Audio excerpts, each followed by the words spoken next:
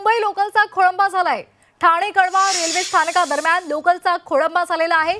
कळव्यातून सुटलेली लोकल ही थांबलेली आहे। एका पाठोपाठ अनेक लोकल या कळवा इथे थांबलेले आहेत। कळवा रेल्वे स्थानकातून 11 वाजून 25 मिनिटांनी सुटणारी सीएसएमटी रेल्वे गेल्या 30 मिनिटांपासून कळवा आणि ठाणे या रेल्वे स्थानकांदरम्यान उभी आहे।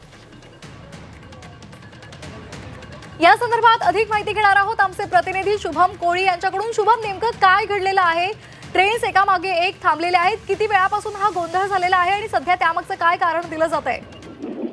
निश्चित आपण पाहिलं तर सकाळची वेळ आहे आणि या दरम्यान पाहिलं तर 11 वाजून 25 मिनिटांनी कळवा येथून सुटणारी सीएसएमटीकडे जाणारी ही ट्रेन आहे आणि याच ट्रेन जेव्हा ही रेल्वे स्थानकावरती आली होती तेव्हा थोड्याफार प्रमाणामध्ये ह्या ट्रेनमध्ये जी आहे ती गर्दी दिसून येत होती।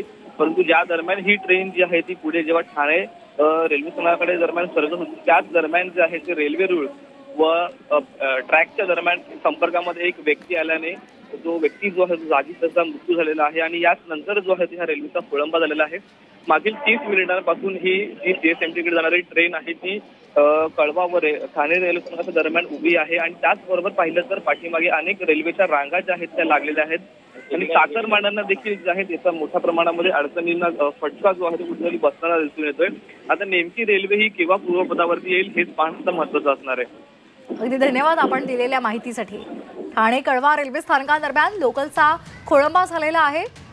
साधारण अर्ध्या तासापासून हा लोकलचा खोळंबा झाल्याची माहिती सध्या मिळते।